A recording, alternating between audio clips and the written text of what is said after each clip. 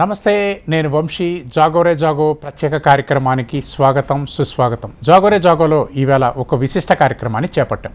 భారతీయుల ఆత్మలో నిలిచిన భక్తి, సాంప్రదాయం, ధర్మం ఈ మూడు కలిసిన పవిత్ర క్షేత్రం శ్రీ భద్రాద్రి సీతారామచంద్ర స్వామి దేవస్థానం.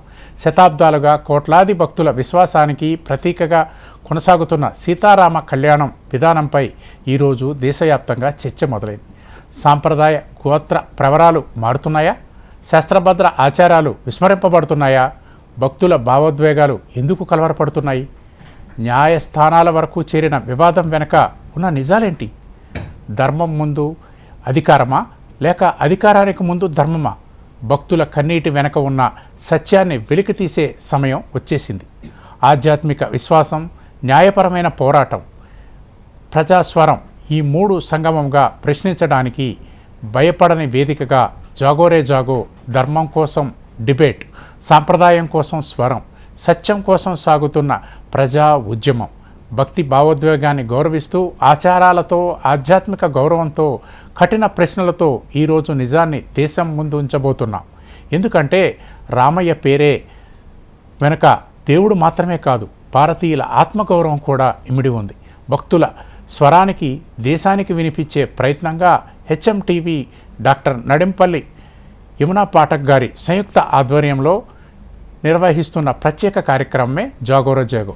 భావోద్వేగం కాదు, ఆచారాలు, ఆరోపణలు కాదు, విశ్లేషణ, వివాదం కాదు, ధర్మం, సత్యం కోసం ఈరోజు పవర్ఫుల్ చర్చకు స్వాగతం, సుస్వాగతం పలుకుతున్నాం. దీనికి సంబంధించిన ప్రత్యేక కథనాన్ని ఇప్పుడు చూద్దాం.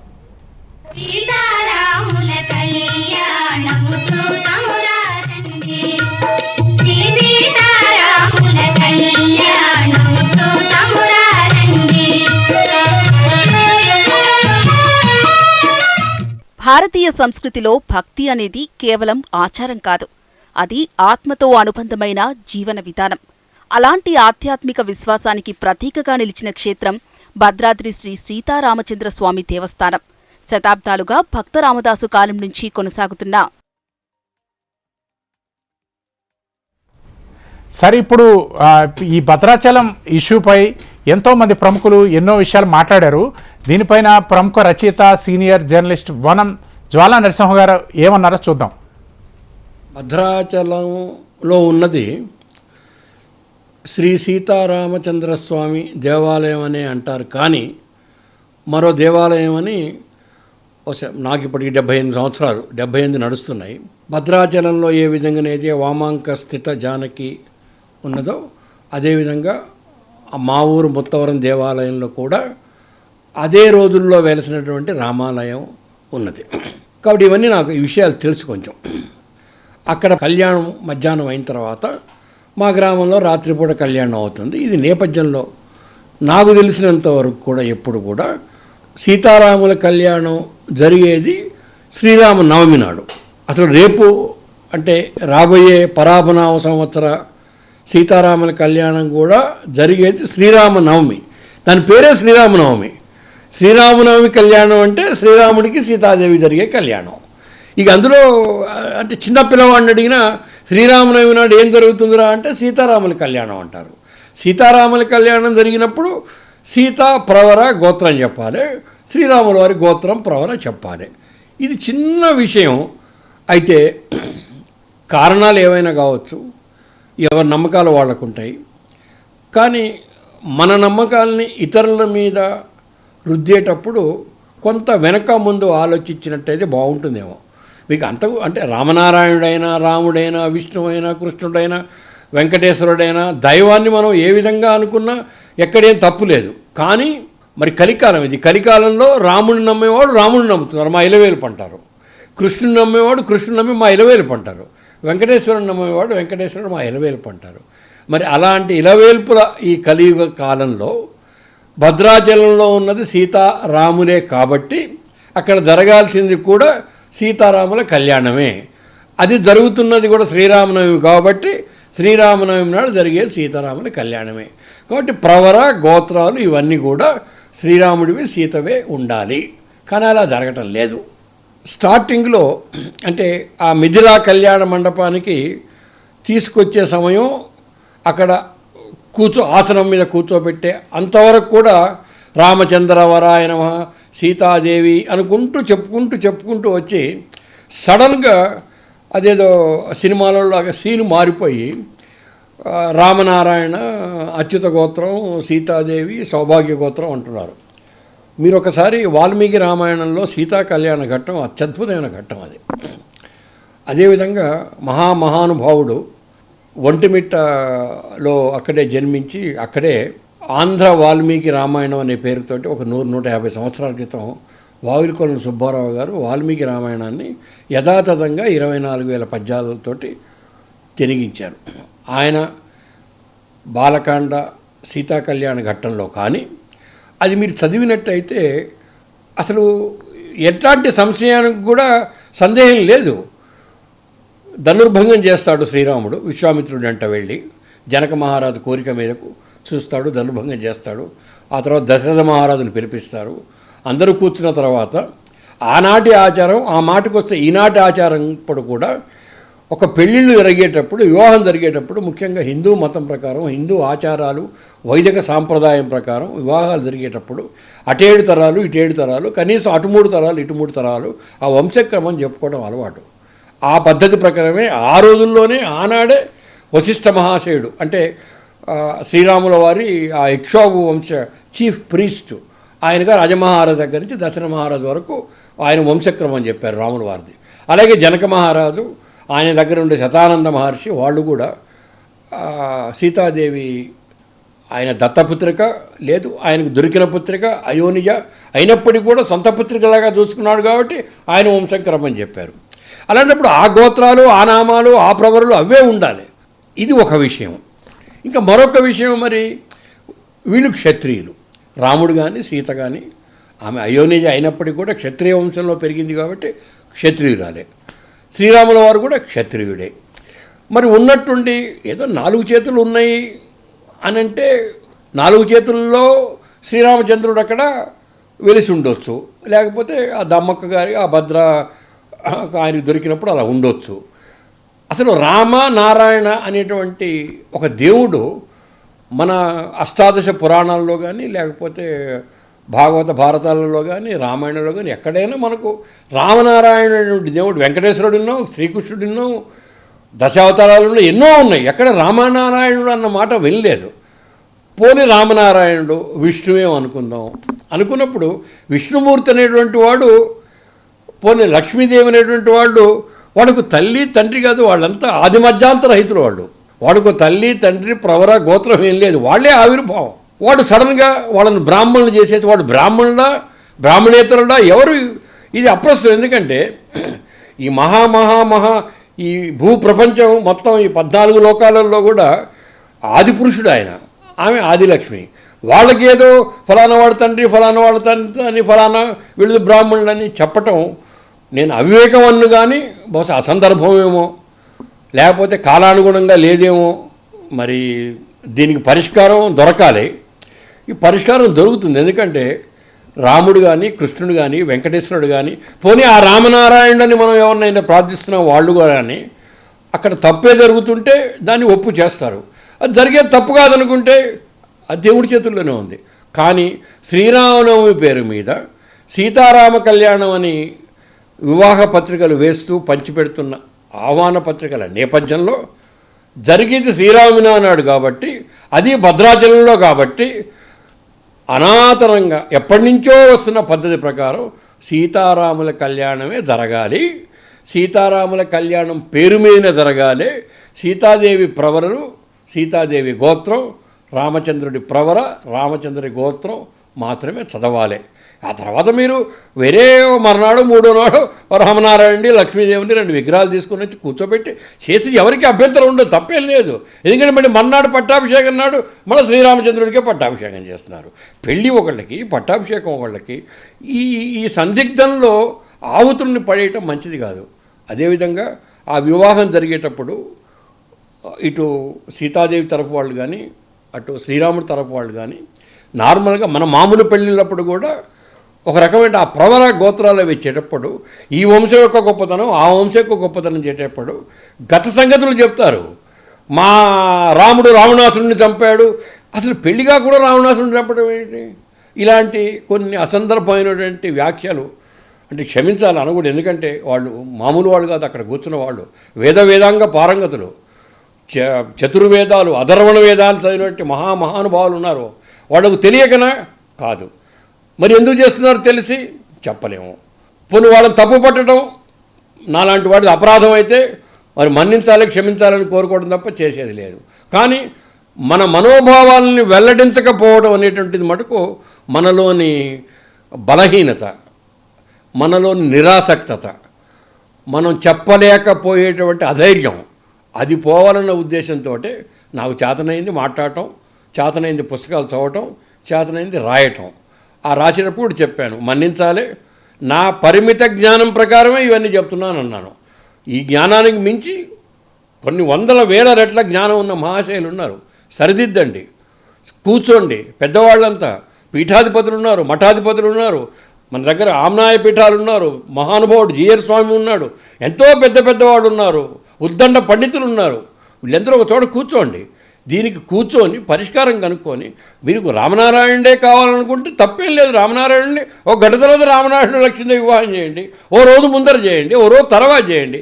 కానీ భక్త రామదాసు యొక్క మనోభావాలని మహానుభావుడు స్వర్గలోకంలో ఎక్కడున్నాడో చూస్తూ, అయ్యో నేను అక్కడ సీతారాముల్ని ప్రతిష్ఠ చేస్తే ఇక్కడ రామనారాయణుడు మహాలక్ష్మి ఎవరండి అని ఆయన భావించకుండా సాక్షాత్ సంస్కృత రామాయణం రాసిన ఆ మహానుభావుడు, ఒక సంస్కారకర్త వాల్మీకి మహర్షి, ఆయన రాసిన సంస్కృత రామాయణంలోని ఘట్టాలను కాకుండా పోనీ ఆ తదనంతరం మొట్టమొదటిసారిగా పూర్వకాండతో సహా ఉత్తరకాండను కూడా తరిగించిన ఏకైక మహానుభావుడు ఆంధ్ర వాల్మీకి వావిలికొలను సుబ్బారావు గారి ఆంధ్ర వాల్మీకి రామాయణంలో పేర్కొన్న అంశాలను కాకుండా ఆ తర్వాత విశ్వనాథారు కానీ ఇంకెవరిని కానీ ఎంతోమంది రాశారు.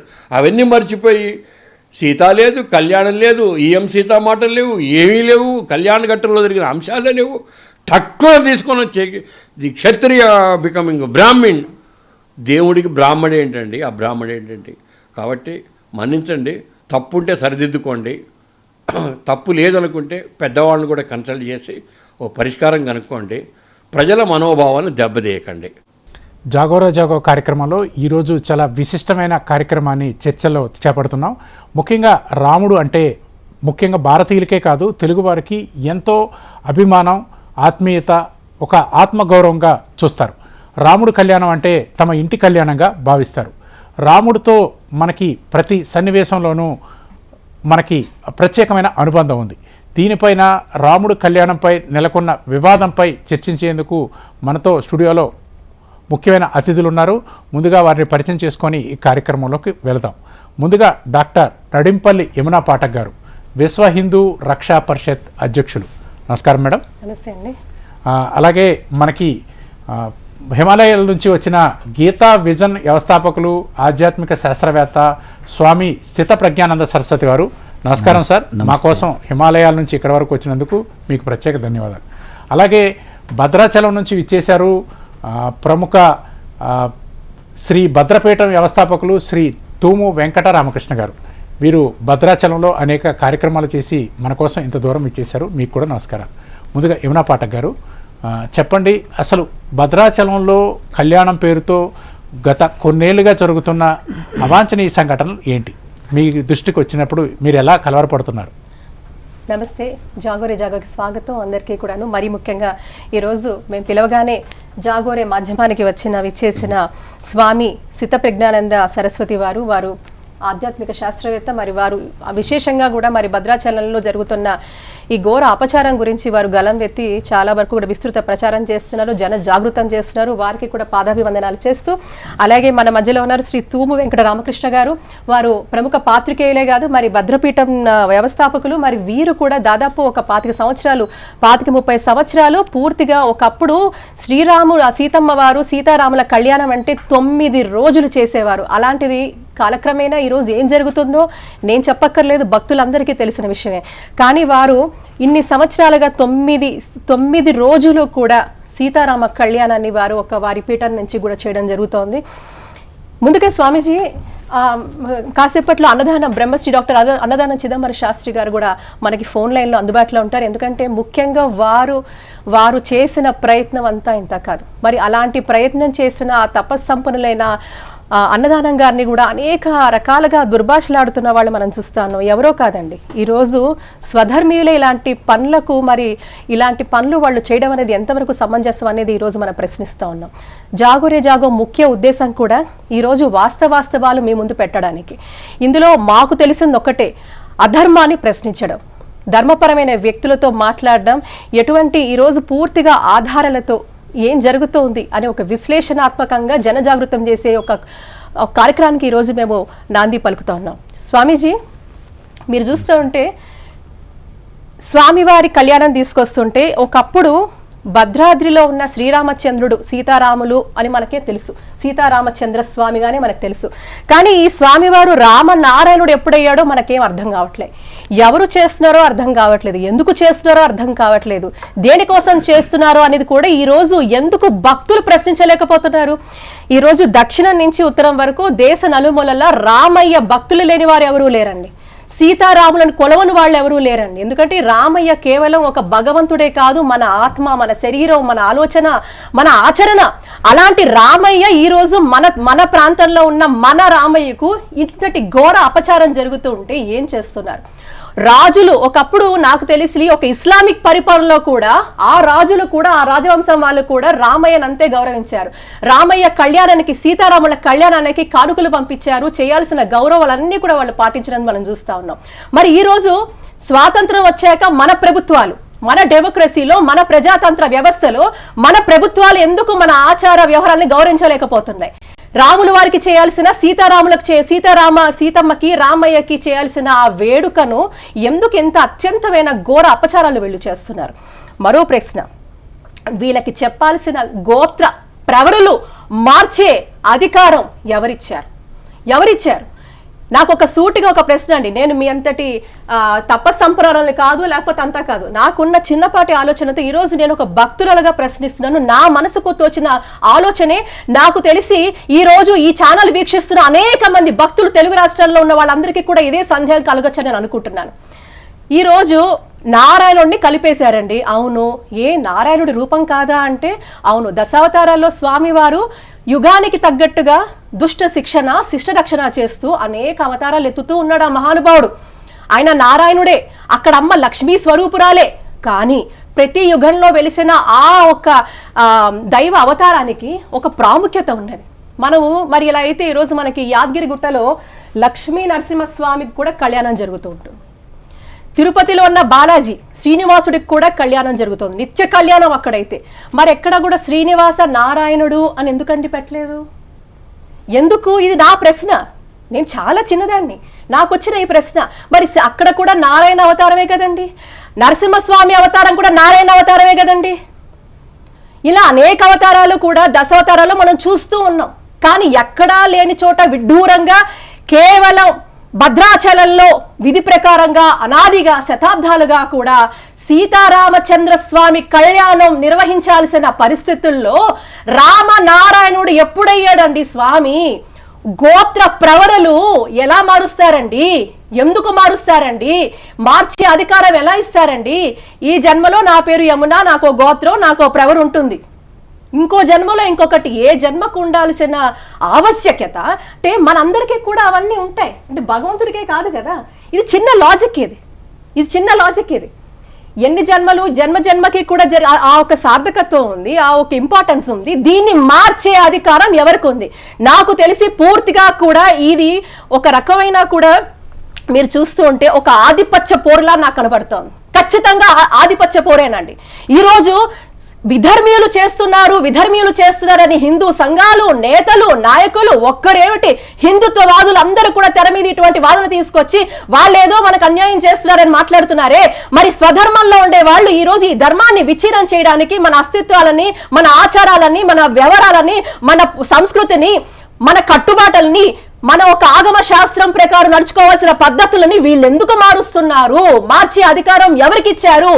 మీకు నచ్చినట్టుగా మీరు భగవంతుడిని మీరైనా నేనైనా ఎవరైనా కొలవచ్చు, కానీ ఆ ఒక్క రూపాన్ని, ఆ స్వరూపాన్ని, ఆ యుగానికి సంబంధించిన ఇంపార్టెన్స్ ని మార్చే హక్కు ఎవరిచ్చారనేదే ప్రాథమికంగా మేము అడిగే ప్రశ్నలు. ఒకటి, అనేక మనకందరికీ తెలుసు, మరి కోర్టులలో కూడా, అంటే ఎంత దుర్మార్గం అంటే మన భగవంతుడి గురించి కోర్టుల వరకు కోర్టు మెట్లెక్కుతున్నాం. నాకు తెలిసి ఏ ఒక్క ధర్మాలలో మిగతా మతాలలో ఏ పాస్టర్లను, ఏ ఇమాములను, ఆ మత పెద్దలను ఎవ్వరూ మాట్లాడరు. వాళ్ళు అక్కడ ఏం చెప్తే ఆ మతంలో ఉన్న వాళ్ళు ఈ దేశంలో కాదు దేశ విదేశాల్లో కూడా అదే బాట, ఒకటే బాట. కానీ మన స్వధర్మంలో ఎందుకండి ఇన్ని అవకతవకలు? ఎందుకు ప్రశ్నించకూడదు?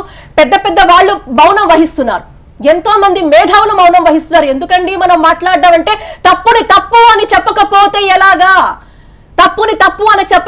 ఎలాగా? రేపొద్దున నీ ఇంటి పేరు మార్చు అంటారు, నీ ఇంటి పేరుకి ఒక దానికంటూ ఒక అస్తిత్వం లేదు అంటారు, నీ యొక్క ప్రవరకు అస్తిత్వం లేదంటారు, నీ గోత్రానికి అస్తిత్వం లేదంటారు. మీరు ఒప్పుకుంటారా? మీ వరకు వస్తేనే మీరు మాట్లాడరా? స్వధర్మంలో ఉన్న లోటుపాట్లను సరిచేసుకోవాల్సిన అవసరం ఎంతైనా ఉంది. ఆధిపత్య పోరు తప్ప ఏది లేదు. భగవంతుడికి లేదు ఆధిపత్య పోరు, శివకేశవులకు లేదు ఎటువంటి భేదం. మరి మనకెందుకు ఈ భేదం? ఎందుకు సృష్టిస్తున్నాం? ఈ రోజు స్వధర్మీయులుగా మనం చేయాల్సిన, బాధ్యతగా ఉండాల్సిన అనేక మంది పెద్దవాళ్ళు, మేధావులు ఎందుకు మౌనం వహిస్తున్నారు? ఎందుకు ఈ కారు చిచ్చు రగిలిస్తున్నారు? ఎందుకు ఇంతటి ఘోర అపచారం చేస్తున్నారు సీతారాములకి? భక్తులక్కడ ఎవరు? భక్త రామదాసు భక్తుల చేత నిర్మింపబడిందండి. భక్తులకు ఒక అస్తిత్వం ఉంది. మరి ఈ రోజు భక్తుల విశ్వాసాలను కాలరాస్తున్నారు, తుంగలో తొక్కుతున్నారు అనేది ఈ రోజు వాదన. కోర్టు మెట్లు వరకు వెళ్ళింది. ఏ అన్య మతాలకు సంబంధించి వారి యొక్క ప్రస్తావన గురించి ఎవరు కోర్టు మెట్లు ఎక్కటం లేదు మిత్రులారా. కేవలం మన ధర్మం గురించే మనం కోర్టు మెట్లు ఎక్కుతున్నాం.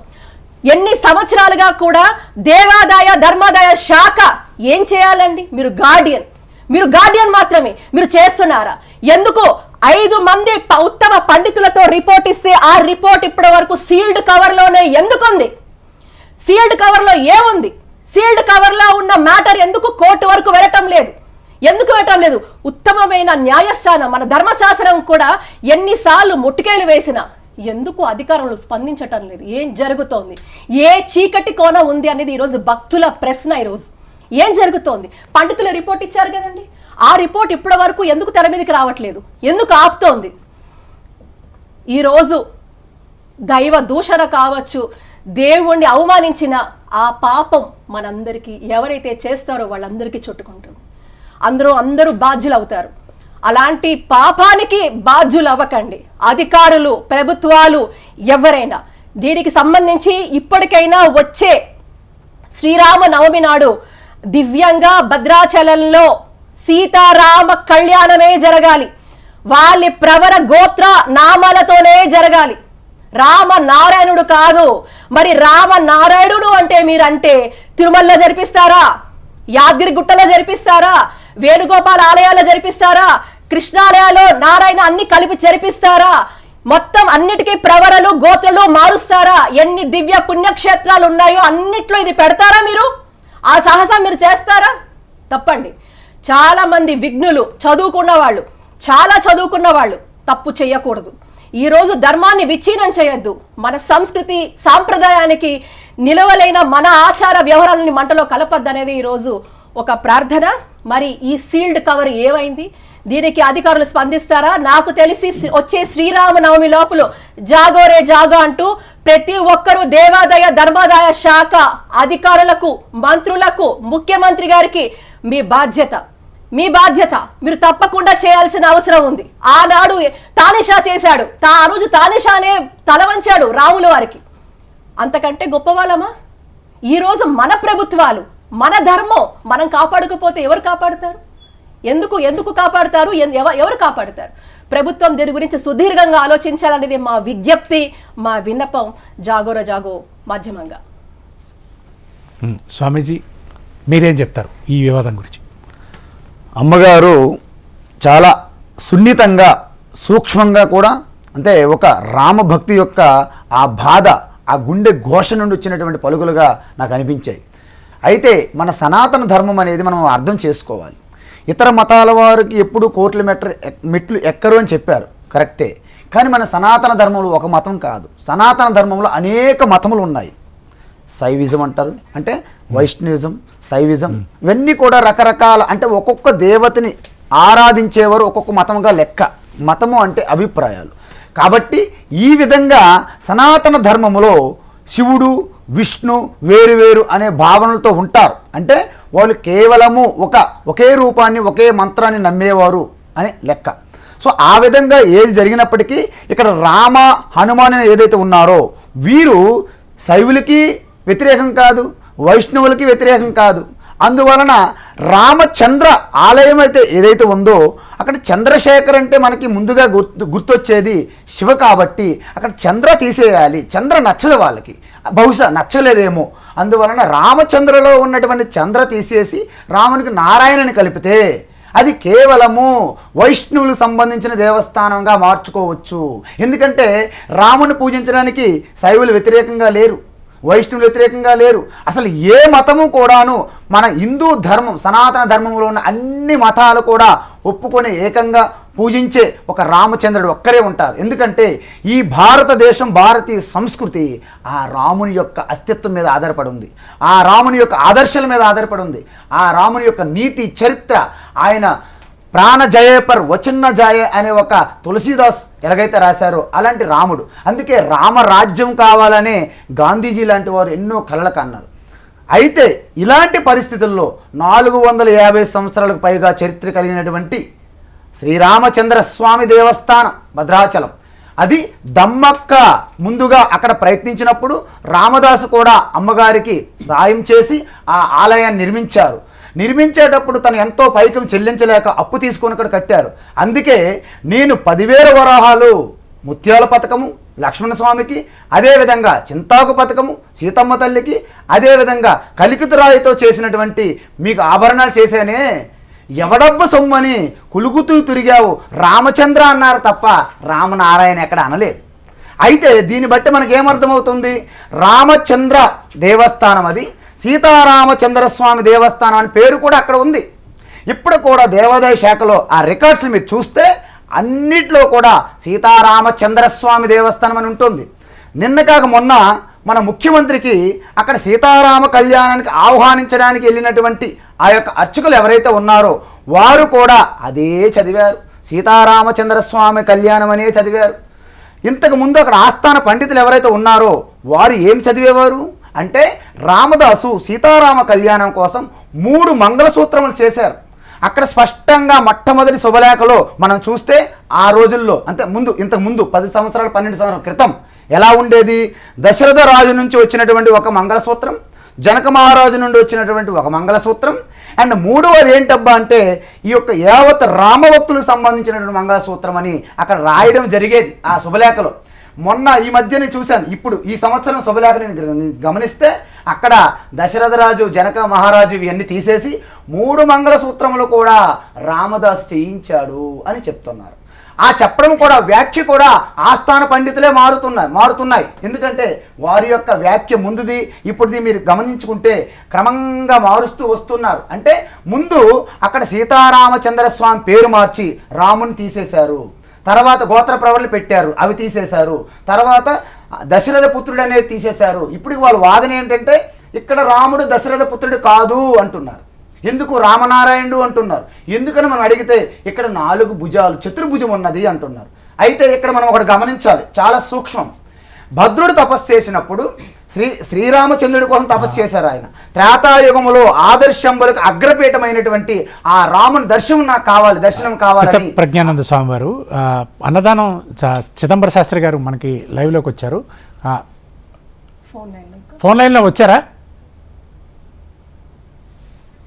ఓకే, మాట్లాడండి కొంచెం. ఇప్పుడు భద్రుడికి అక్కడ దర్శనం ఇమ్మని శ్రీరాముని కోరుకుంటే అక్కడ విష్ణుమూర్తి దర్శనం ఇచ్చారని మొదట. అయితే భద్రుడేం కోరారు, నాకు విష్ణుమూర్తి దర్శనం వద్దు, త్రేతాయుగములో ఆదర్శాలకు అగ్రపీఠంగా నిలిచినటువంటి యావత్ భరత జాతికి ఆస్థాగా ఉన్నటువంటి ఉనికిగా ఉన్నటువంటి అస్తిత్వంగా ఉన్నటువంటి ఆ శ్రీరామచంద్రుడి యొక్క రూపం నాకు కావాలంటే అప్పుడు మనకి సినిమాలో కూడా మీరు వింటారు, ఈ శంకు చక్రాలు అటు ఇటు కాగా. అంటే సాధారణంగా మనం ఎప్పుడు కూడా విష్ణుమూర్తికి చతుర్భుజాలు ఏముంటాయి, ఇక్కడ చక్రం ఉంటుంది కుడి చేతికి, తర్వాత శంఖం ఉంటుంది, గదా పద్మాలు ఉంటాయి. కానీ భద్రాచలంలో మీరు చూస్తే అక్కడ ఏముంటుంది, కుడి చేతిలో శంఖం ఉంటుంది, ఎడమ చేతిలో సుదర్శన చక్రం ఉంటుంది.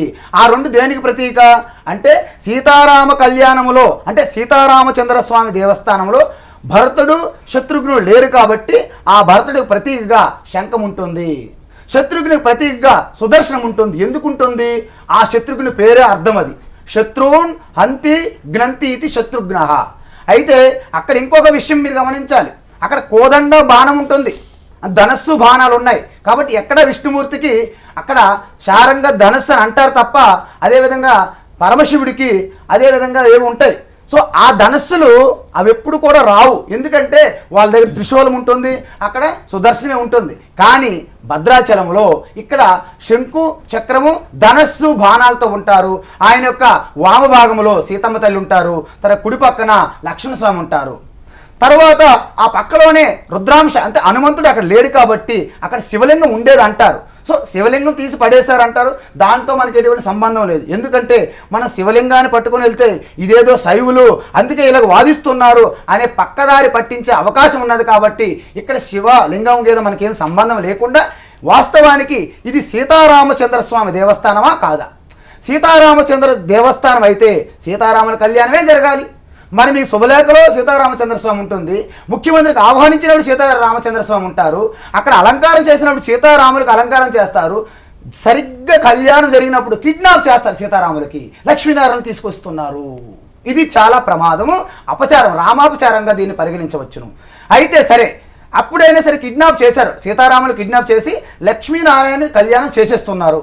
ఎందుకంటే గోత్రాలు కూడా మార్చేశారు. ఎందుకంటే లక్ష్మీనారాయణ వచ్చినప్పుడు ఆ యొక్క నారాయణ గోత్రం అచ్యుత గోత్రం అవుతుంది, లక్ష్మీదేవి గోత్రం సౌభాగ్య గోత్రం అవుతుంది. ఆ ప్రవరులు చెప్పినప్పుడు కూడా అసలు నారాయణకి ఏముంటుందండి, ఆద్యంత రహితులు, నిరాకార సాకారం అంటారు. నిరాకారం అంటే ఎవరికి అర్థమవుతాయి? ఇవన్నీ ప్రవరులు తీసుకొచ్చి కన్ఫ్యూజన్ చేస్తున్నారు. సరే, లక్ష్మీనారాయణ కళ్యాణం జరిగినప్పటికీ మరుసటి రోజు ఏమవ్వాలి, లక్ష్మీనారాయణ పట్టాభిషేకం చేయాలి కదా. నారాయణకి ఏం రాజ్యం ఉంది, ఎలా పట్టాభిషేకం చేస్తాము? కిడ్నాప్ అయిన సీతారాముని మళ్ళీ విడిపించుకొని తెచ్చి మళ్ళీ కూర్చోబెట్టి కిడ్నాప్ అయినటువంటి సీతారాముల్ని మళ్ళీ తీసుకొని వచ్చి పట్టాభిషేకం చేస్తున్నారు. ఎందుకు చేస్తున్నారు? అక్కడ సీతారామ పట్టాభిషేకం అనే టైటిల్ ఉంటుంది. అక్కడ కళ్యాణ మండపంలో సీతమ్మ తల్లి పరివారము, శ్రీరాముడి పరివారము అంతా చెక్కబడి ఉన్నాయి. ఆ పక్కాగా ఆధారాలు ఉన్నప్పటికీ, అన్నీ ఉన్నప్పటికీ 2012 వరకు ఈ తంతు లేదు. యథావిధిగా ఎంతో శ్రద్ధాభక్తిగా ప్రతి ఇంట్లో కూడా సీతారామ కళ్యాణం చూసేవారికి చూడముచ్చట, పుణ్యాత్ములకి ధన్యభాగ్యమట, అదేవిధంగా భక్తియుక్తులకి మోక్షపదమగుట, ఆ మునులను ఋషులను చూసి వస్తురుగట అని చెప్తుంటారు. అదేవిధంగా దుర్జనులకు గర్వం అనించడానికి, సజ్జనులకి సంరక్షించడానికి, ఈ యొక్క పృథ్వీ మీద శాంతిని స్థాపన చేయడానికి నరుడి రూపంలో వచ్చినటువంటి పురుషోత్తముడి కళ్యాణం చూద్దాం రారండి, పాట పాడుతాం మనం. అదేవిధంగా జనకుని యొక్క ఆ యొక్క సభలో శివధనుసు విరిసినటువంటి ఆ యొక్క శ్రీరామ సీతారామ కళ్యాణం చూద్దాం రారండి అని పాటలు పాడుతుంటారు. ఇప్పుడు కూడా రామరాజ్యం కావాలని గాంధీజీ పిలుపునిచ్చారు. అంటే ఈ భారతదేశం అంతా కూడాను ఒక ధర్మానికి ఆధారం. రామో విగ్రహవాన్ ధర్మగా, ధర్మానికి రూపం లేదు. మనం ధర్మం చూడాలంటే శ్రీరాముడిగా మనం చూడాలి, శ్రీరాములోనే చూడాలి. ఎందుకు అసలు రామాయణం రాయడానికి ప్రేరణ ఏమిటి? వాల్మీకి అడిగారు 16 గుణాలు. ఏంటే గుణాలు? కోన్వస్మిన్ సంప్రతంలోకే, కోన్వస్మిన్ సంప్రతంలోకే గుణవాన్ కష్ట వీర్యవాన్, ధర్మజ్ఞశ్చ కృతజ్ఞశ్చ సత్యవాక్యో దృఢవ్రత. ఈ విధంగా అంటే మొత్తం 16 గుణాలు కలిగినటువంటి ఎవరైనా పురుషుడు ఉన్నారా ఈ భూమి మీద అంటే నారద మహర్షి అన్నారు, అయోధ్యలో ఉన్నారు, దశరథ పుత్రుడు ఉన్నారు, శ్రీరామచంద్రుడు. ఆయన ఎలాంటి వారు అంటే ఎట్టి పరిస్థితుల్లో కూడా మాట తప్పరు, సత్యం ఆయన యొక్క స్వరూపము, ధర్మం ఆయన యొక్క జీవిత కర్తవ్యము అని చెప్పారు. ఇంకో విషయం మీరు గమనించాలి, శ్రీరామచంద్రుడు వివాహానికి దశరథుడు రావడం లేట్ అయితే నేను వివాహం చేసుకోను అని పట్టుబట్టారు. అదేవిధంగా శ్రీరామచంద్రుడు ఆ యొక్క రావణ వధ తర్వాత బ్రహ్మాది దేవతలు వచ్చి నీవు విష్ణు అవతారం కాబట్టి అందుకే రావణ సంహరించావని చెప్తే నాకు విష్ణు అవతారం ఏమీ తెలియదు, నేను విష్ణు అవతారం అని నేను అనుకోవడం లేదు, నేను కేవలము దశరథ పుత్రుడు అని వాల్మీకి రామాయణంలో ఉన్నది. మరి వాల్మీకి ఇంత తపస్సు చేసి ఆ రామనామముతోనే బ్రహ్మర్షి అయ్యారు. ఆయన దర్శించినటువంటి ఆ వాల్మీకి రామాయణము ఆది కావ్యం. మరి వాల్మీకి కూడా మరి దీనికి అపచారం అవుతుంది, వాల్మీకి కూడా అపచారం అవుతుంది కదా. అదేవిధంగా కులగురు అయినటువంటి వశిష్ఠ మహర్షి ఆయన రామ శబ్దం పెట్టారు. మరి అలాంటి రామునికి రామకళ్యాణమే అపచారం జరిగినప్పుడు వశిష్ఠుని కూడా అపచారం జరుగుతుంది కదా. అదేవిధంగా బమ్మెర పోతన, మన తెలంగాణ ప్రాంతంలో బమ్మెర పోతన భాగవతం రాయడానికి ముందు శివపార్వతులను ధ్యానించారు. వారు దర్శనం ఎవరిచ్చారు? శ్రీరామచంద్రుడు. వారు ఏమి రాశారు? శ్రీమద్ భాగవతం. వారు ఏమన్నారు? పలికెడిది భాగవతమట, పలికించడు వాడు రామభద్రుండు. రామభద్రుడు అంటే భద్రాచలంలో ఉన్నటువంటి రాముడు లాంటి ఆ యొక్క ఈశ్వరుని గురించి మాట్లాడారు. అదేవిధంగా మనం ఎన్ని చూసుకున్నా తక్కువేమి మనకి రాముడు ఒక్కడుండే వరకు అని ఆ కంచెల గోపని యొక్క ఆ కీర్తనలు ఉంటాయి. అదేవిధంగా పద్యాలలో శతకం ఏమి రాశారు? దాశరథి కరుణాపయోనిధి రాశారు తప్ప రామనారాయణ ఏమి రాయలేదు. కాబట్టి ఇది తెలిసి చేశారో తెలియక చేశారో కానీ 212 వరకు ఎటువంటి ప్రాబ్లం లేదు. కానీ ఈ సమస్య ఎప్పుడు వచ్చింది? 2012 ఆ సమయంలో ఈ 2 తెలుగు రాష్ట్రాల యొక్క బైఫర్కేషన్ ఉద్యమాలు జరిగినప్పుడు ప్రజలందరూ భక్తులందరూ చాలా ఈ ఉద్యమాల్లో లీనమైనప్పుడు కేవలము ఈ యొక్క రామక్షేత్రాన్ని ఒక నారాయణ క్షేత్రంగా మనకు పెట్టుకోవాలి అంటే కేవలము ఒక నారాయణ క్షేత్రంగా మార్చుకొని అన్నీ కూడా కృష్ణ రామ ఈ ఆలయాలన్నీ ఎక్కడెక్కడైతే మన నారాయణగా మార్చుకోవాలని ఒక ఆధిపత్యంగానే ఉంటుంది. అమ్మగారు అడిగారు, నిజంగా ఇది ఒక ఆధిపత్యం. ఏంటంటే మొత్తం సనాతన ధర్మం అనే దానికి ఒక మతంగా ఉన్నటువంటి, ఎందుకు సనాతన ధర్మంలో అనేక మతాలు ఉంటాయి కాబట్టి ఒక మతం అనేది ఒక గ్రూప్ అనేది ఎంటైర్ సనాతన ధర్మం పైన ఆధిపత్యం సాధించాలని చేస్తున్నటువంటి ఒక ప్రయత్నం నాకు అనిపిస్తుంది. ఎందుకంటే సనాతన ధర్మం అనేది ఒక సాగరం, దాంట్లో కెరటాలుగా ఉన్నటువంటివే చిన్న చిన్న గ్రూపులు మతాలు. ఒక కెరటం అనేది సముద్రాన్ని ఎలా ఆక్రమించుకుంటుంది, అలాంటి ప్రయత్నం చేయడం అనేది చాలా పొరపాటు. ఇది అపచారము, ఇది గ్రహపోట. ప్రయత్నం జరిగిందా, తెలిసేశారా తెలియక చేశారా అది పక్కన పెడితే ఎప్పటికైనా సరే సీతారామ కళ్యాణం జరపాలి, లక్ష్మీనారాయణ కళ్యాణం కాదు. లక్ష్మీనారాయణ కళ్యాణం జరగాలంటే లక్ష్మీనారాయణ క్షేత్రం అలాంటిది పెద్దది అంటే భద్రాచలం రామచంద్ర స్వామి దేవాలయం కంటే ఒక 100 రెట్లు పెద్ద దేవాలయం నిర్మించండి, లక్ష్మీనారాయణ కళ్యాణం చెయ్యండి. అంతే తప్ప సీతారాముల్ని అక్కడి నుంచి తీసేసి వారిని కిడ్నాప్ చేసినట్టుగా ఏదో సినిమాల్లో జరుగుతున్నట్టుగా ఒక సినీ పక్కీలో జరుగుతున్నట్టుగా సీతారామ కళ్యాణం అని చెప్పి రామభక్తులకి యావత్ సనాతన హిందూ బంధువులందరికీ కూడాను ఇలా కుచ్చుటోపు పెట్టడం అనేది ఇది మంచిది కాదు. ఎందుకంటే రామునితో ఎవరు పెట్టుకున్నా రావణాసురుడి యొక్క గతి ఏమైంది. కాబట్టి అది ఎవరైనా సరే ఎప్పుడైనా సరే రామంటే రామ ప్రాణం పోయినా ఆ ధర్మం కోసం సత్యం కోసం నిలబడతారు. కాబట్టి రామో విగ్రహాన్ ధర్మ. అందుకే మనం ఏమంటాము, చందన సుదేశ్ కమాటి తపో భూమి హర గ్రామ హై అరబాలాదేవికి ప్రతిమ బచ్చ బచ్చ రామయన్. ప్రతి ఇంటిలో రాముడు, ప్రతి ఇంటిలో సీత. నేను ఒక మాట అడుగుతున్నాను ఇప్పుడు, ఏంటంటే యావత్ సృష్టి అంతా లక్ష్మీనారాయణ స్వరూపమే, అందులో ఎవరికీ డౌట్ లేదు. అలాగని ప్రతి ఇంట్లో వివాహం కళ్యాణం జరిగినప్పుడు ఆ లక్ష్మీనారాయణ గోత్ర ప్రవర్తనతో చేస్తే ఎవరు ఊరుకుంటారు? కాబట్టి రామునికి ఒక అస్తిత్వం ఉంది, ఆయనకు ఒక ఉనికి ఉంది. మనం ఇప్పుడు ఆ భద్రాచల క్షేత్రంలో సీతారాములు తీసేస్తే ఆఖరికి శ్రీరామచంద్రుడి ఉనికికి మోసం వస్తుంది, ఆయనకి అపచారం అవుతుంది, ఆయనకి అన్యాయం అవుతుంది, ఆయనకి అధర్మం అవుతుంది. అది అమర్యాద. ఇంకో విషయం గమనించాలి, మర్యాద పురుషోత్తం రామచంద్రుడికే మనము అమర్యాద చేస్తున్నాము. ఎంతటి దారుణము మీరు ఒక్కసారి ఆలోచించండి. ఇది కేవలము నేను సన్యాసిని, పరమహంస పరివ్రాజక ఆచార్య సన్యాసి గీతాచారి, నాకు ఎటువంటి దేవాలయాల మీద సంబంధం లేదు. నిజానికి నేను ఉపనిషత్తులు బ్రహ్మ విద్య గీత బోధించేవాడిని. కానీ నాకు ఈ మధ్యన తెలిసింది, ఎందుకు నేను హిమాలయాలు ఉత్తరకాశీలో ఉండేవాళ్ళం, ఇక్కడికి వచ్చాక నాకు తెలిసింది ఇంత ఘోరమా, ఇంత అన్యాయమా, ఇంత అపచారమా శ్రీరాముడు అంత చులకన అనిపించింది. ఎందుకంటే చిన్నప్పటి నుండి మనకు ఊహ తెలియనప్పటి నుండి ఈ పచ్చబట్టు పొడిపించుకుంటాను శ్రీరామ శ్రీరామ అని. కాబట్టి రామనామం పలికినటువంటి రామచిలక ధన్యం అని చెప్పారు, ఆ శబరిమాత ధన్యం అని చెప్పారు, ఆ గుహుడు ధన్యం అని చెప్పారు. ప్రతి జీవి కూడా ఆ శ్రీరాముడు. అందుకే భగవద్గీతలో రామః శస్త్రభృతాం అహం అంటే సాక్షాత్తు కోదండం ధరించినటువంటి రామచంద్రుడు అంతకంటే గొప్పవారు ఎవరూ లేరు శస్త్రాలు ధరించేవారులో అని సాక్షాత్ భగవద్గీతలో చెప్పడమైంది. సో ఈ విధంగా జరుగుతున్న తంతు చూస్తే అమ్మ మీరు చెప్పినట్టు ఇది ఒక ఆధిపత్య ధోరణి తప్ప సనాతన ధర్మానికి మేమే పెద్దవాళ్ళము అని ప్రకటించుకోవడానికే అక్కడ చేస్తున్నటువంటి వంశపారంపర్యంగా వస్తున్నటువంటి అక్కడ అర్చకులను మార్చేసి వారి యొక్క గ్రూప్ని అక్కడ పెట్టారు. అదేవిధంగా ఈరోజు రామదాసు యొక్క గురువుని పేరు మార్చారు. అదేవిధంగా కొన్నాళ్ళకి రామదాసుని కూడా మార్చి పూర్తిగా రామదాసుకు కానీ సీతారామచంద్ర స్వామికి కానీ సంబంధం లేకుండా ఉండే విధంగా ఆ క్షేత్రాన్ని తీర్చిదిద్దాలని ఎవరో ఒక దురాలోచనతో చేస్తున్నారేమో అని నాకు అనిపిస్తుంది. ధన్యవాదాలు. యమునా పాఠక్ గారు ప్రముఖ ఆధ్యాత్మికవేత్త అన్నదానం చిదంబర శాస్త్రి గారితో మాట్లాడతారు. లైవ్లో చూద్దాం. గురువు గారు నమస్కారం అండి.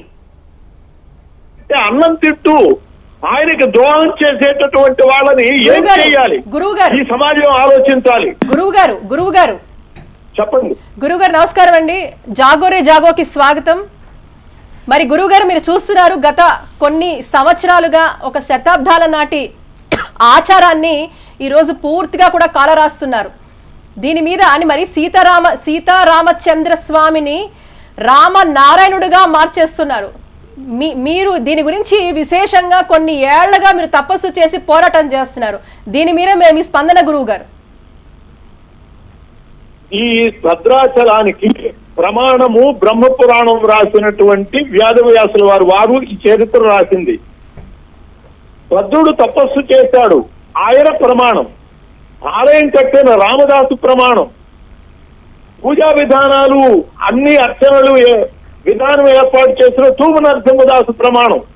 వీళ్ళు ఎవ్వరూ చెప్పనటువంటి రామనారాయణని చెప్పే అధికారం వీళ్ళకి ఎవరిచ్చారు?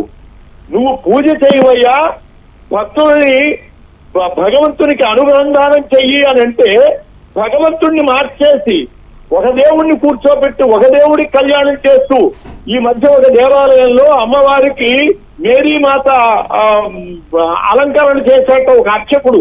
అలా తయారయ్యారు భద్రాచలం అర్చకులు. ఎంత నీచమైనటువంటి పద్ధతో ఇది. అన్నం తినేటటువంటి, అంటే అన్నమో రామచంద్ర అని అన్నం పెట్టేవాడు రాముడు. ఆ అన్నం పెట్టేటటువంటి చేతికి అన్యాయం చేస్తున్నారు అంటే ఇంత అంత పాపం కాదు వీళ్ళని. దాని ఫలితం అనుభవిస్తున్నారు. నిన్నను కూడా జరిగింది దాని యొక్క ఫలితం. ఆ పాపం చేసినటువంటి వాళ్ళ యొక్క ఫలితం అనుభవించారు నిన్నను కూడా. ఇంత క్రితం కూడా జరిగింది. అయినా వాళ్ళ జ్ఞానం కలగటం లేదు. ఇవాళ ముఖ్యంగా నేను తెలియజేస్తున్నాను, ఇవాళ ఇవన్నీ సమస్యలు కాదు, కోర్టులో వ్యవహారం ఉన్నది. కోర్టు దానికి ఒక నిర్ణయం చేసింది. పండితుల కమిటీ ఏర్పడి పండితుల రిపోర్టు ఇచ్చారు. దాని ప్రకారం జరగాలి. ఆ రిపోర్టుని తొక్కిపెట్టినటువంటి వాళ్ళ యొక్క ఈ విధానాన్ని ఇవాళ ఖండించాల్సిన అవసరం ఉన్నది. యావత్ సమాజము ఏకమయ్యి ఈ కమిటీ రిపోర్టుల్ని ఎవరు దాచిపెట్టారో, ఎవరి కాలు కింద తొక్కి పెట్టారో వాళ్ళ కాలు అడ్డం తీసి వాటిని బయటికి తేవలసినటువంటి అవసరం ఉన్నది. కేవలం ఉద్యమం ఇవాళ జరగవలసింది ఏమిటంటే ఆ కమిటీ రిపోర్టుల్ని పండితులు, మహాపండితులు వాళ్ళందరూ కూడా పెద్ద పాంచరాత్రాగమ పీఠ అధ్యక్షులు ఉన్నారండి. దాంట్లో పాంచరాత్రాగమే వాళ్ళది. పాంచరాత్రాగమ విధానంలో కళ్యాణం చేస్తున్నాను అని అంటున్నారు, పొంకుతున్నారు. పాంచరాత్రాగమంలో రాముడి కళ్యాణం ఏమని చెప్పింది? వశిష్ఠ గోత్రము. సీత గౌతమ గోత్రం చెప్పమని చెప్పింది. నేను నిలబడతాను, రమ్మనండి. ఎవరు అక్కడ అర్చకులు, ఎవరు ధైర్యం ఉన్న వాళ్ళు నా ముందుకు వచ్చి నిలబడి చెప్పగలరు? వాళ్ళు ఆగమ విధానానికి వ్యతిరేకం చేస్తున్నారు, న్యాయానికి వ్యతిరేకం చేస్తున్నారు. ధర్మ స్వరూపుడైనటువంటి ఆ ధర్మాత్ముడు శ్రీరాముడికి అపచారం చేస్తున్నారు. ఆయనకి కళ్యాణం చేద్దామనుకుని డబ్బులు కడితే, శ్రీరాముడికి కళ్యాణం చేస్తానని మొక్కుకుని డబ్బులు కడితే వాళ్ళ కళ్యాణం చేయక రామనారాయణ కళ్యాణం చేస్తుంటే భక్తులు మా మొక్కు చెల్లిందా లేదా అని బాధపడుతున్నారు. మమ్మల్ని చీట్ చేస్తున్నారు ఈ అర్చకులు అని చెప్పి ఈ అర్చకులు మొత్తం మీద పెద్ద చీటింగ్ కేసు పెట్టి వీళ్ళందరినీ కూడా చెరసాల్లో తోసినా కూడా పాపం లేదు. వాళ్ళు చేసేటటువంటి మహాపాతకం ఇంత అంతా కాదు. కళ్యాణ మంటపంలో పైన జనకుడు దశరథుడు వాళ్ళు ఉంటారు చూడండి, కానీ కింద మాత్రం ఆ దశరథుడు జనకుడు వీళ్ళ పేర్లు చెప్పరు. వీళ్ళు మంగళసూత్రాల విషయం ఇందాక చెప్పారు. ఇవన్నీ కూడా శాస్త్ర విరుద్ధంగా ఎవరు చెప్పారండి? ప్రజలు అడక్కపోవటం వల్ల వాళ్ళు మొగాళ్ళ ఇష్టం వచ్చినట్టు తప్పుడు పనులు చేస్తున్నారు. ఇవాళ వాళ్ళని బయటికి లాగాలి, పండితుల దగ్గరికి ముందుకు కూర్చోబెట్టాలి. వాడు చేసేటటువంటి తప్పుల్ని అడుగుతాం. అయ్యా, రామునకు శాస్త్రం చెప్పింది ఏ గోత్ర ప్రవరణ చెప్పాలో, విష్ణువుకి ఏ గోత్ర ప్రవరణ చెప్పాలో చెప్పింది. రామనారాయణుడు అనేటటువంటి వాడు లేడు అసలు. దానికి శాస్త్రంలో ఎక్కడా గోత్ర ప్రవరణ చెప్పలేదు. మరి చెప్పనటువంటి సమయంలో ఈ దేవాలయంలో రాముడికి చెప్పాలా, విష్ణువు చెప్పాలా? సామాన్యమైన ఇంగిత జ్ఞానం ఉన్నటువంటి ప్రతి వ్యక్తి అంటాడు. ఎన్ని తప్పులండి వాడు చేసేది. శ్రీరాముడు క్షత్రియుడైనటువంటి వాడికి వర్ణ చెప్పాలి, శాస్త్రం చెబుతోంది. వీళ్ళు రాముని కూర్చోబెట్టి శర్మ చెప్తారండి. పరబ్రహ్మ శర్మనే, శ్రీరామ నారాయణ శర్మనే అంటే క్షత్రియుని కూర్చోబెట్టి బ్రాహ్మణుని పెళ్లి చేస్తున్నారు. ఒక తప్పు కాదండి వీళ్ళు చేసే పాపాలు, మహాపాతకాలు. ప్రజలు వీళ్ళని అసలు ఎలా నిలబెట్టి అడుగుతారో అడగటల్లా ప్రజలకి తెలియదు. వీళ్ళు మైకన్ కమ్మించి రామరామ పేరు చెబుతున్నారు, అసలు చోట మాత్రము గోత్ర పురవళ్ళు మార్చేసి రామనారాయణ స్వామినే వరాయ అని చెప్పి అట్లా మసిపూసి మారేడుకాయ చేస్తూ వీళ్ళు సమాజాన్ని వంచన చేస్తున్నారు, ధర్మాన్ని నాశనం చేస్తున్నారు, న్యాయాన్ని క్షోభ పెడుతున్నారు, ఆగమ శాస్త్రాన్ని తగలేస్తున్నారు. ఇటువంటి వాళ్ళని ఏం చేయాలో ప్రజా కోర్టులో చేర్చుకోవాలి. అసలు పండితులు ఇచ్చినటువంటి రిపోర్ట్ని తగలేశారా, కాళ్ళ కింద పెట్టి తొక్కుతున్నారా, ఎందుకు ఈ అపచారం చేస్తున్నారో అధికారులను బయటకు లాగాలి. ప్రజలందరూ కూడా మూకబ్బుడిగా అధికారుల ముందుకు వెళ్ళాలి, ఉద్యమాలు చేయాలి. నిజంగా రామభక్తులందరూ కూడా ఈ కమిటీ రిపోర్టులను తొక్కుపెట్టినటువంటి వాళ్ళ సంగతి తేల్చవలసినటువంటి అవసరం ఉన్నది అని చెప్పి నేను మనవి చేస్తున్నాను. మహానుభావులారా, హెచ్ఎంటీవీ ద్వారా ప్రజలు వింటున్నటువంటి వాళ్ళందరూ కూడా గ్రహించండి. తప్పు చేసినటువంటి వాళ్ళు, ఆ తప్పు చేసినటువంటి సమర్థిస్తున్నటువంటి అధికారులు, వీళ్ళని గురించి, వీళ్ళ అన్యాయాల గురించి మీరు గ్రహించండి. ఈ అన్యాయానికి పరిష్కారం ఏం చేయాలో పెద్దలైనటువంటి వాళ్ళు, భక్తులైనటువంటి వాళ్ళు ఆలోచించి దానికి తగిన రీతిగా ఉద్యమించాలి అని చెప్పి నేను కోరుతున్నాను. ఇటువంటి అవకాశం ఇచ్చి ప్రజలకి సత్యాన్ని చెబుతున్నటువంటి హెచ్ఎంటీవీకి హ్యాండ్స్ అప్. ధన్యవాదాలు గురుగారు. యమున పాఠక్ గారు, మీకు ఇప్పుడు గురువుగారు బ్రహ్మశ్రీ డాక్టర్ అన్నదానం చిదంబర శాస్త్రి గారు వారి యొక్క ఆవేదన వ్యక్తం చేయడం మనం చూస్తూ ఉన్నాం. సార్, రామకృష్ణ గారు, ఇప్పుడు మీరు చూడండి, ఇక్కడ పూర్తిగా కూడా ఆగమ శాస్త్రానికి ఆటంకం కలిగించే విధంగా మనకు కనబడుతోంది. ఇందులో మనం గుర్తించాల్సింది ఇక్కడ జరుగుతున్న తీవ్రమైన అన్యాయం. ఇక్కడ రామదాసు గురువుని మార్చేశారు, శిలాఫలకంలోనిది కూడా వీళ్ళు మార్చేశారు, అలాగే గోత్ర ప్రవరలు మార్చేశారు, రాముని పేరే మార్చేశారు, రామ నారాయణుడిగా చేశారు, అలాగే విలువలు మార్చేస్తున్నారు, అక్కడ చేయాల్సిన పూజా ప్రక్రియ విధి విధానాలన్నీ మార్చేశారు, అలాగే సేవా కైంకర్యాలు మార్చేశారు, సీతారాములను బ్రాహ్మణులుగా మార్చేశారు. ఓకే, అందరం ఒకటే, అందరం సమానమే. ఒక ప్రక్రియ ఉంటుంది, ఒక ఆచారం ఉంటుంది, ఒక పద్ధతి ఉంటుంది, ఒక సాంప్రదాయం ఉంటుంది. ఇవన్నీ మార్చేశారు, వ్యాఖ్యానాలు మార్చేశారు, అన్నదాత కూడా అన్యాయం చేస్తున్నారు. మరీ ముఖ్యంగా ఈ రోజుకి కూడా సీతారామ కళ్యాణం అని చెప్పి సీతారామచంద్రస్వామి కళ్యాణం అనే టికెట్లు ప్రచురిస్తూ భక్తులకు ఇస్తున్నారు. అంతెందుకు మొన్న కూడా ముఖ్యమంత్రి గారి దగ్గరికి అదే నేపథ్యంతో ముఖ్యమంత్రి గారి దగ్గరికి వెళ్ళడం జరిగింది. పాపం ముఖ్యమంత్రి గారికి తెలియకపోయి ఉండొచ్చు ఈ విషయం. కానీ ఈరోజు జాగో మాధ్యమం ద్వారా ముఖ్యమంత్రి గారు తెలుసుకోండి, ఈరోజు మన రాష్ట్రంలో ఈరోజు శ్రీరామచంద్రస్వామికి ఎంతటి ఘోర అపచారం జరుగుతుందో ఒక తండ్రి స్థానంలో కూర్చున్నారు మీరు ముఖ్యమంత్రిగా. మీరు తెలుసుకోవాల్సిన బాధ్యత మీ పట్ల ఉంది. ఈరోజు భక్తులు కోరుకుంటున్నారు మీరు నిజంగా సముచిత న్యాయం చేస్తారు అని. అలాగే మన ఎండోమెంట్ శాఖ మంత్రివర్యులు ఉన్నారు, ఆవిడ చాలా కూడా భక్తిపరంగా, కొండా సురేఖ గారు కూడా చాలా వరకు కూడా పూజా కార్యక్రమాల్లో అన్నిట్లో పాల్గొంటారు. బహుశా ఆవిడ వరకు కూడా ఇది ఆవిడ దృష్టికి వచ్చి ఉండదు. కానీ ఈరోజు మేము పూర్తిగా కూడా ఈరోజు కొండా సురేఖ గారిని కూడా అభ్యర్థిస్తున్నాం, మీరు తెలుసుకోండి. ఎందుకంటే దేవాదాయ ధర్మాదాయ శాఖ ఇంత అధర్మంగా ఎందుకు ప్రవర్తిస్తోంది, ఈ శాఖలో ఎందుకు ఇది జరుగుతోంది, ఇంత ఘోరమైన అపచారం ఎందుకు జరుగుతోంది? మరి మీ సమక్షంలో అలా జరగకూడదు కదా, దీన్ని సరిదిద్దే ప్రయత్నం మీరు చేస్తారా? ఇప్పుడు వచ్చే శ్రీరామనవమికి నిజంగా సీతారామచంద్రస్వామి కళ్యాణం జరిపిస్తారా ప్రభుత్వం ఆధ్వర్యంలో? మీరే దగ్గరుండి ఈ ప్రక్షాళనకు పూనుకుంటారా, ఈ ప్రక్షాళన చేపడతారా అనేది ఈరోజు మేము జాగో మాధ్యమంగా మిమ్మల్ని అర్థిస్తున్నాం, ప్రార్థిస్తున్నాం. నిజంగా కూడా ఈరోజు ఇది భక్తుల ఆకాంక్ష. భక్తులు శోక సముద్రంలో ఉన్నారు. ఈరోజు ఎంతోమంది, ఇంత గురువు గారు అన్నారు, ఎంతోమంది స్వామివారి పూజ చేసుకుందాం, కళ్యాణం చేసుకుందాం అని మొక్కులు పెట్టుకుంటాం, వెళ్తే తీరా చేసి వెళ్తే రామచంద్ర స్వామి కాదు, సీతారామచంద్ర స్వామి కాదు, రామ నారాయణుడి కళ్యాణం అంటే ఆ భక్తుల మొక్కులు ఏం కావాలండి, భక్తుల విశ్వాసాలు ఏం కావాలండి? ఎందుకు ఇది జరుగుతోంది?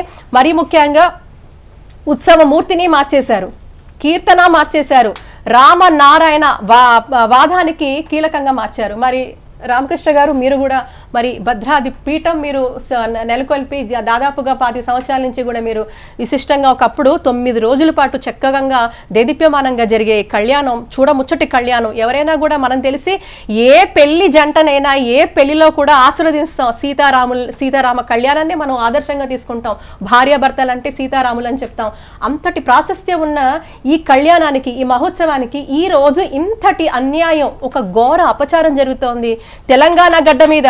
తెలంగాణ రాష్ట్రంలో జరుగుతోంది ఇది. తెలుగునాడు, మన తెలుగు రాష్ట్రాల్లో జరుగుతోంది. మరి దీనికి ఏమంటారు? దీనికి మీ స్పందన ఎలా ఉంటుంది? మీరు ఆల్సో సీనియర్ పాత్రికేయులు కూడా, మీరు వాస్తవాలు మీ దృష్టిలో ఉన్నవి. మరి ఈరోజు ధర్మమూర్తులు, న్యాయస్థానంలో ఉన్న అనేక మంది ధర్మమూర్తులు కూడా, ఈ ధర్మంలో పుట్టిన వాళ్ళు అనేక మంది ఉన్నారు, ధర్మమూర్తులు. అందుకే అంటారు అది ధర్మానికి నిలయం న్యాయస్థానం. న్యాయం జరుగుతుంది. మరి మన రాముడికి న్యాయం జరిగే అవకాశం ఉందంటారా? తప్పకుండా అమ్మా. హరి ఓం. వామాంకస్థిత జానకీ పరిలసత్కోదండ దండం కరే చక్రం చోర్ధ్వకరేణ బాహుయుగళే శంఖం శరం దక్షిణే బిభ్రాణం జలజాతపత్రనయనం భద్రాద్రిమూర్ధిస్థితం కేయూరాది విభూషితం రఘుపతిం సౌమిత్రియుక్తం భజే. దక్షిణ వాయునే ప్రవహిస్తున్న పావన గౌతమీ నదిని వీక్షిస్తూ పశ్చిమాభిముఖులై శంఖ చక్ర ధనుర్బాణ అభయ ముద్రను ధరించి చతుర్భుజాలతో వామాంకస్థిత జానకి ఎడమ తొడమపైన సీతమ్మ వారిని కూర్చుండబెట్టుకొని ఆ దేవదేవుడు భద్రాద్రి వైకుంఠ సీతారామచంద్రమూర్తి సకల జీవకోటిని, ప్రాణికోటిని తమ కరుణా కటాక్ష వీక్షణాలతో అనుగ్రహిస్తున్నారు. అటువంటి దేవదేవుణ్ణి ఆది శంకరాచార్యులు వారు స్వయంగా భద్రాచల క్షేత్రానికి విచ్చేసి ఇప్పుడు నేను ఆలపించిన శ్లోకంతో వారు ప్రార్థించారు స్వామిని. చతుర్భుజాలతో శంఖ చక్ర ధనుర్బాణాలతో అభయముద్ర కుడి చేతిలో బాణం ఉంటుంది, అభయం ఉంటుంది. అంటే దుష్ట శిక్షణ, శిష్టరక్షణ సంకేతం అది. ఎడమవైపు అమ్మవారిని ఎడమ తొడ మీద అబ్బురంగా సుకుమారంగా కూర్చున్న తల్లి ఒబ్బడిగా పట్టుకుని ఆ చేత్తోనే ధనుసు ధరిస్తాడు. ఇది దుష్ట శిక్షణకు, శిష్ట రక్షణకు సంకేతం. ఆ రాముడిని ఎవరైనా కానీ రాముడే అంటారు, సీతారాముడే అంటారు. రాముడితో భారతీయుల యొక్క 99% జనాభా మనుషుల యొక్క అనుబంధం అనిర్వచనీయమైనటువంటిది, విడదీయరాని బంధం అది. ఎందుకంటే ఒక మనిషి మనకి ఎదురైనప్పుడు జై శ్రీరామ్ అంటాం, దగ్గరే కలిసి మాట్లాడుకునేప్పుడు రామ రామ అంటాం, ఏదైనా వ్యాపారం పెట్టుకున్నప్పుడు హరే రామ్ అంటాం. ఆ వ్యాపార సంబంధ బాంధవ్యాలలో వారికి వీరికి వైరం వచ్చినప్పుడు నీకు నాకు రామ్ అంటాం. అలాగే కన్య కూతురు యొక్క వివాహం కావాలంటే రామచంద్రుడు వంటి అల్లుడు వస్తాడయ్యా నీకు, ఎందుకు దిగులు పడతామంటారు సాటివారు. సీతమ్మ తల్లి వంటి నీకు కూతురు ఉందయ్యా, ఎంత ఆనందం, నీకు మహాలక్ష్మిని కన్నావయ్యా, సీతామాత వంటి అమ్మని కన్నావయ్యా అంటారు. కన్యాదాతకి కలిగే ఫలితం అండి అన్ని పురాణంలో చెప్పిన విశిష్టమైన మహత్తరమైన పుణ్యం. అదొక మరొక సందర్భంలో మనం చెప్పుకుందాం. ఎంతటి ఫలితం కవి కాళిదాసు గారు రచించారు అది, కన్యాదాన కల్పం అని. మహత్తరమైన విశేషమైన విశేషం అది. తర్వాత శ్రీరామచంద్రమూర్తి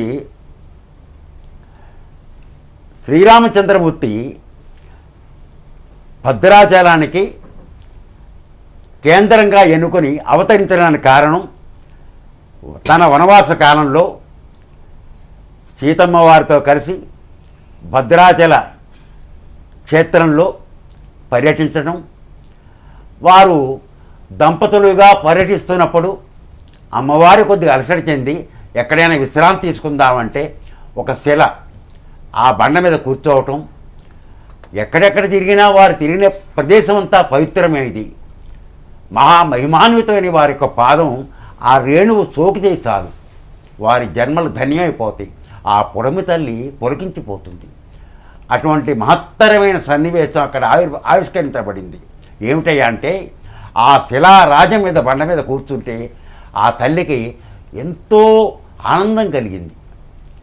ఆహా, ఇంతటి ఆనందాన్ని, ఆహ్లాదకరమైన మనోభావాన్ని నాకు కలిగించినటువంటి ఈ శిలారాజాన్ని అనుగ్రహించు రామా అని తన నాథుణ్ణి, సనాథుణ్ణి వేడుకున్నది ఆ తల్లి. పరమ దయాళుడు, కరుణార్థ హృదయుడు అయినటువంటి ఆ రామచంద్రమూర్తి ఆ శిలారాజాన్ని నిమురుతూ, దీవిస్తూ, ఆశీర్వదిస్తూ, ఓ శిలారాజమా, రాబోయే జన్మలో నా భక్తునిగా జన్మించి తరిస్తావు పో అన్నాడు. ఆ ఆ వర ప్రభావం చేత ఆ శిల భద్రుడిగా, భద్రగిరిగా క్షేత్రం వర్ధిల్లింది. ఈ సీతారాముల కళ్యాణానికి వచ్చేటప్పటికీ గ్రామాల్లో పెద్దలకి, కొంతమంది సంఘ సేవకులకి, వాళ్ళకి పౌరుష నామాలు ఏర్పడతాయి. వారి సహసిద్ధమైన నామాలు జన్మ నక్షత్రం ప్రకారం పెట్టిన పౌరుషనామాలుగా పిలుస్తారు. పేరులో దొరుండదు, దొరవారు అంటారు. మరొకటి. అలాగే ఈయన చక్రవర్తి అండి. 24 లోకాలకు అధినాథుడు ఎవరయ్యా అంటే, భక్తి భావాత్మక మాలలతో కూర్చొని ఒక పుష్పమాలను, ఆ భక్తి మాలను స్వామివారి దివ్యశ్రీ చరణాలు సమర్పిస్తే రామచంద్రుడు దొర. ఒక భద్రాద్రి క్షేత్రానికి, భూమండలానికి, అయోధ్యకి కాదు, 24 లోకాలకు ఆయన చక్రవర్తి. ఎందుకయ్యా అంటే, విష్ణుమూర్తి ప్రధానమైన దశావతారాలలో ఏ అవతారమూర్తికి, అర్చావతారమూర్తికి లేనటువంటి విశిష్టమైన వైశిష్ట్యం, ప్రాధాన్యత రామావతారానికే ఉంది. సంపూర్ణ మానవావతారం కనుక ఆ రామచంద్రమూర్తి చక్రవర్తి. ఆ చక్రవర్తి నేను అని ఏ సందర్భంలో, ఎప్పుడు, ఎక్కడ అనుకున్నట్టుగా వాల్మీకి మహర్షుల వారు ఉదాహరించలేదు అని పెద్దలు చాలామంది కూడా చెప్పారు, మహాపండితులు. అందుకో ఉదాహరణ, నేను అని అనుకోకపోయినా సామాన్యమైన లౌకికమైన భావనతో సముద్రుడు తనకి ఎదురొస్తే, సముద్రుడు తనను అనుగ్రహించబోతే, కొంచెం ఈ వివాదం గురించి మాట్లాడండి. ఎదురొచ్చినప్పుడు ఆగ్రహించి నా ప్రార్థనను స్వీకరించవా అని చెప్పని ఆగ్రహించి అంటాడు. ఏమంటాడంటే, 3 లోకాలని ఒక బాణంతో భస్మీపట్నం చేస్తాను, మళ్ళీ పునరుద్ధంప చేస్తాను. అంతటి శక్తిశాలి మహానుభావుడు. ప్రతిసారి లక్ష్మణుడు శాంతింపజేసే రామచంద్రమూర్తిని లక్ష్మణుడు శాంతింపజేయాల్సి వచ్చింది. అటువంటిది మహత్తరమైన విశిష్టమైన సీతారాముల కళ్యాణానికి సీతారాముల గోత్ర ప్రవర చెప్పకుండా లక్ష్మీనారాయణ గోత్ర ప్రవర చెప్పడం అనేది మహా అపచారం, ఘోరాపచారం. ఎందుకయ్యా అంటే, రాముడు విష్ణుమూర్తి అవతారమూర్తి కాదు అని ఏ మూర్ఖుడు కూడా అనిపోలేడు, పామరుడు కూడా అనిపోలేడు.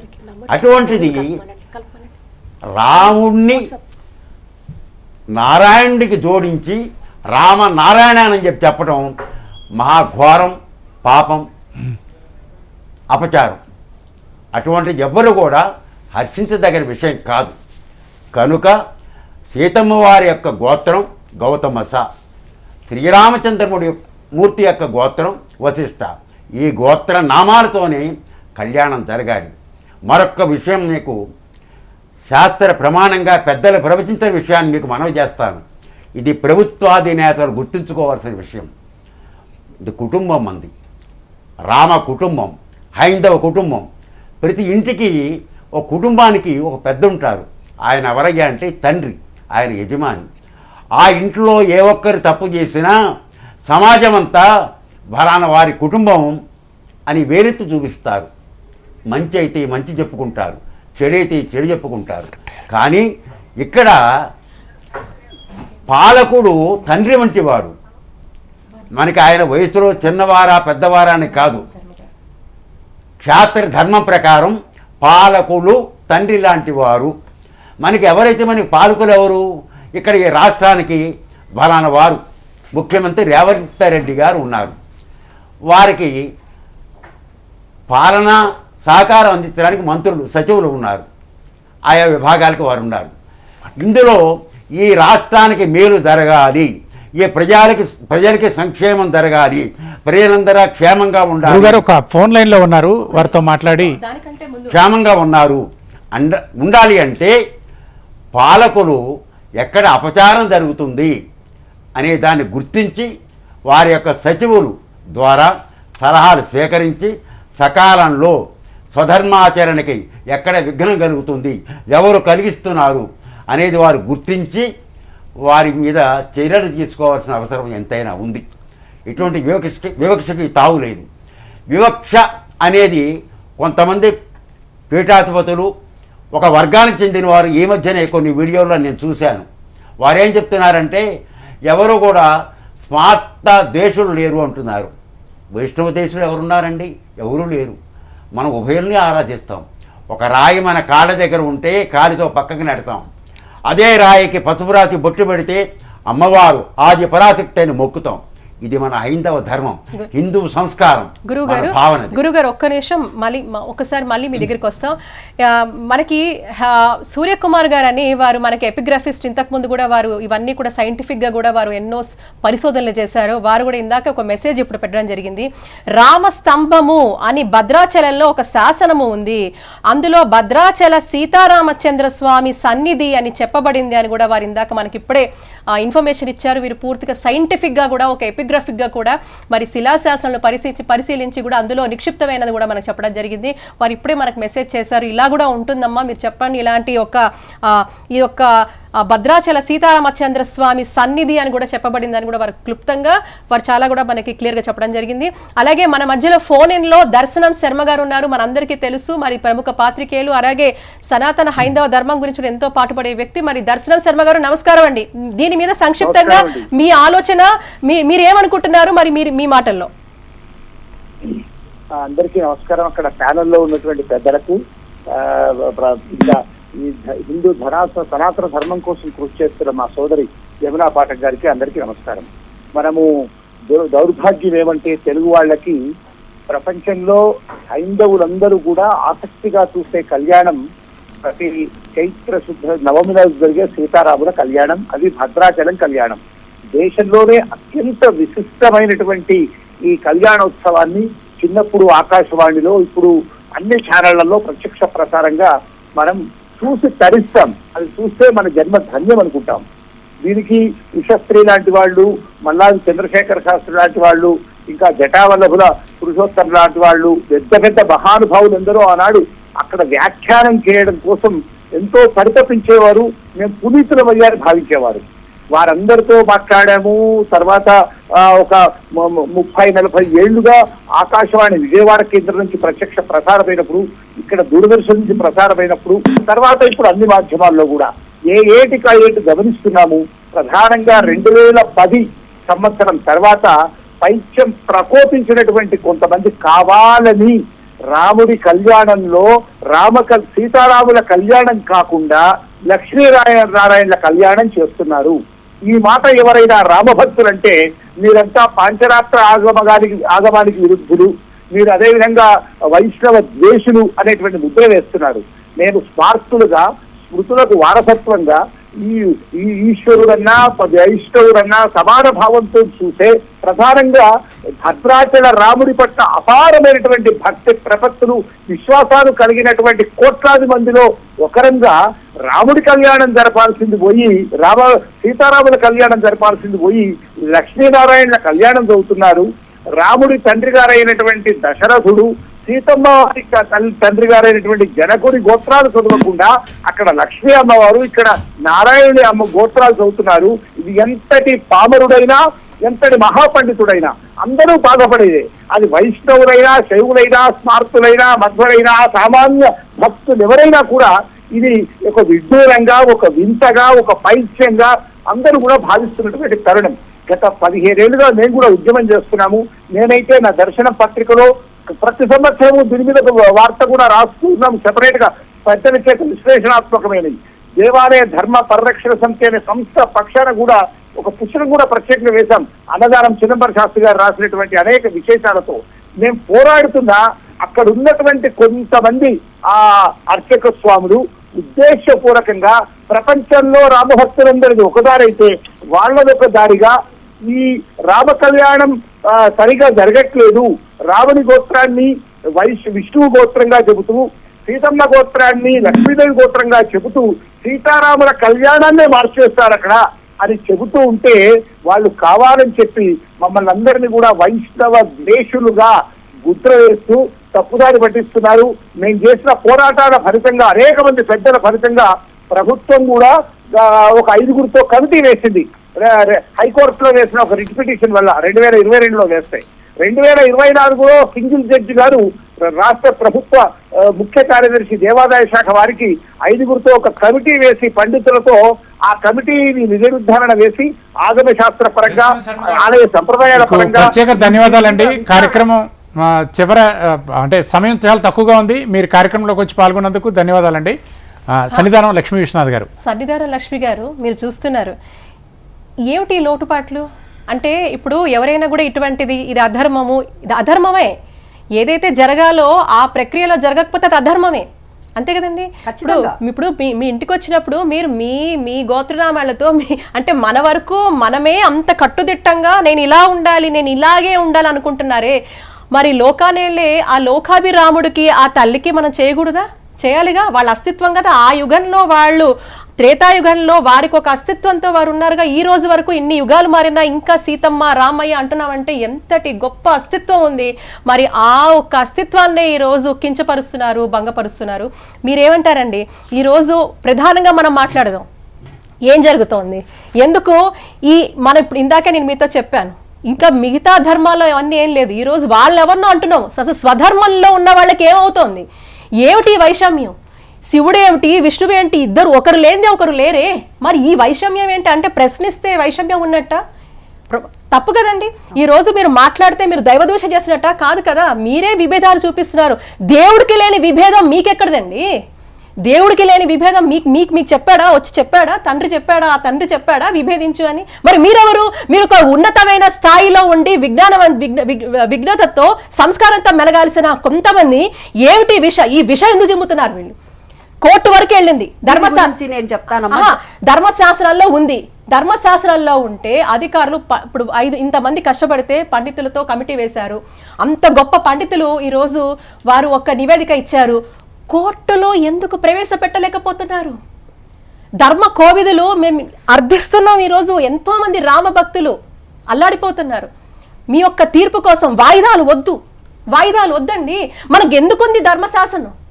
ఎందుకంటే ఏమిటి ఇందులో? ఏంటి విషయ సర్కిల్? ఏంటి వీళ్ళ ఉద్దేశం ఏంటి? ఇక్కడ 2012లో అమ్మ అన్నదానం, మా గురువు గారు అన్నదానం చిదంబర శాస్త్రి గారు వారు వెళ్ళినప్పుడు మొట్టమొదటగా విన్నారట. అప్పటి నుంచి జరుగుతోంది. అయితే ఇప్పుడున్నటువంటి ఎవరైతే ప్రస్తుతం ఉన్న అర్చకులు ఉన్నారో వారు కాకుండా అంత క్రితం వరకు ఉన్నటువంటి అర్చకుల వాళ్ళ కుమార్తె వచ్చి ప్రత్యక్షంగా ఒక మీటింగ్లో చెప్పిందండి. చెప్పారు ఆవిడ. చెప్పి లేదండి ఇట్లా సీతారామచంద్ర స్వామి అనేది జరిగేదండి, ఇప్పుడు మాత్రమే మార్చారు అని సుస్పష్టంగా వారు చెప్పడం జరిగింది. వారు నాన్నగారు రాసినటువంటి పుస్తకాన్ని కూడా తెచ్చి ప్రత్యక్షంగా చూపించడం కూడా జరిగిందండి. అయితే ఇప్పుడు మీరన్నట్టుగా ఇప్పుడు 5గురు కమిటీ వేశారు. ఎంత కష్టపడి వేశారు, ఎంత ఆవేదనతో వేశారు. ఇప్పుడు మన పేరును మారిస్తేనే మనం ఎంత బాధపడతాం. మరి భగవంతుడు ఆయనతో మనం ఆటలాడొచ్చా? ఇందాక గురువు గారు చెప్పారు ఇవంతా కూడాను వినాశకాలే విపరీత బుద్ధి. లక్ష్మి గారు చిన్న మీరు ఇందాక అన్నట్టుగా మన పేరులో చిన్న ఒత్తు తప్పు మనం ఒప్పుకోం కదా. మరి రామచంద్ర స్వామిని రామనారాయణుడుగా ఎందుకు చేస్తున్నారు వీళ్ళు? మీరు ఇందాక అన్నారు 2012లో గురువు గారు అన్నదానం గారు ఈ ప్రసక్తి తీసుకే మరి 2026 వరకు ఎందుకు అంటే 14 సంవత్సరాలు స్వామివారి వనవాసం, 14 సంవత్సరాలు స్వామివారి అస్తిత్వం ఈ రోజు భద్రాచలంలో 14 సంవత్సరాలు నిండిందంటే సిగ్గుచేటు కాదని అడుగుతున్నాను. దీంట్లో ఎవరైతే పాత్ర పోషించారో సిగ్గుచేటు కాదని అడుగుతున్నాను. ఈరోజు ఎందుకు ఇటువంటి వైషమ్యం చిమ్ముతున్నారు? ఎందుకు సధర్మీయులు ఎందుకు మన ధర్మానికి ఇంత విద్రోహం చేస్తున్నారు? ఎందుకు ఇంత ద్రోహం చేస్తున్నారని ఈ రోజు మా ప్రశ్న.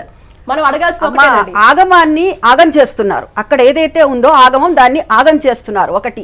రెండవది అందరితో ఇప్పుడు ఇందాక వారు చెప్పారు, స్వామి చెప్పారు, ఏం చెప్పారు, మన మంత్రివర్యుల దగ్గరికి వెళ్ళి వారి విష్ణువంశ లేనిది రాచరికం రాదు, మనకి రేవంత్ రెడ్డి అన్నగారి దగ్గరికి వెళ్ళి వారు ఇచ్చినటువంటి దాంట్లో శ్రీ సీతారామచంద్ర స్వామి కళ్యాణం అని చెప్తున్నారు. చెప్పేసి అక్కడ జరిగేది అదే జరుగుతోందా? లేదు. అంటే ఇక్కడ మసిపూసి మారేడుకాయ చేస్తున్నారు. దాన్ని మనం గ్రహించాలి. ఇది నేను అనుకోవటము పాకి ఇలాంటి మన ఈ సిటీలో ఉన్న దేవాలయాలకు కూడా పాకింది అనిపిస్తుంది. ఎందుకు అని మీరు నన్ను అడగచ్చు.